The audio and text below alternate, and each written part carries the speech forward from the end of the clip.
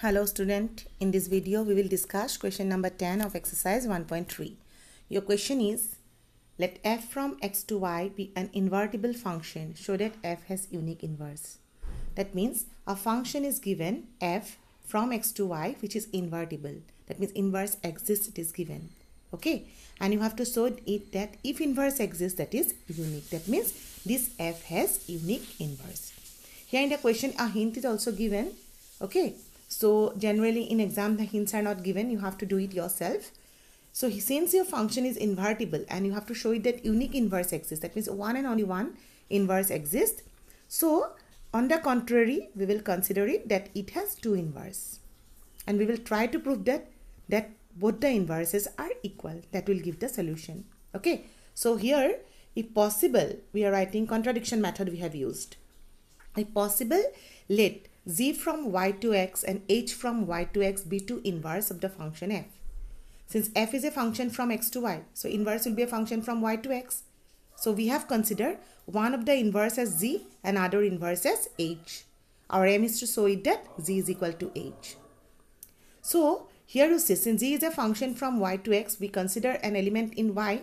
Say y is there, small y is there, and it goes to an element in x. Suppose under the function z, y goes to x1. Then under the function h, that y will be goes to another value. So suppose it is x2. Now you see, by definition of inverse function, z of y is equal to x1. By definition of inverse function, we can write down what? Y is equal to z inverse of x. Similarly, in the case of this also, y is equal to h inverse of x. Now, as earlier we have considered, z is the inverse of what? Z is the inverse of f. So, z inverse will be equal to what? Is equal to f. Similarly, h inverse is also equal to f. Okay. Now, we have seen that y is equal to f of x1 and y is equal to f of x2. Both of this y. So, obviously, fx1 is equal to fx2. So, I have written here fx equal to fx1 is equal to fx2.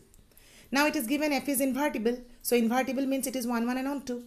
So, if the images are equal, obviously their pre-images will be equal since it is 1, 1. So, we have got x1 is equal to x2. Now, back to x1 and x2. What is x1? x1 means zy and x2 means hy. So, we have got z of y is equal to h of y. Then, by equality of two functions, we can write down z is equal to h. Okay, this completes the proof of that. We have seen that both the functions are equal. We have considered these are different. Ultimately, we arrived at these are equal. This completes the proof of the solution. Thank you.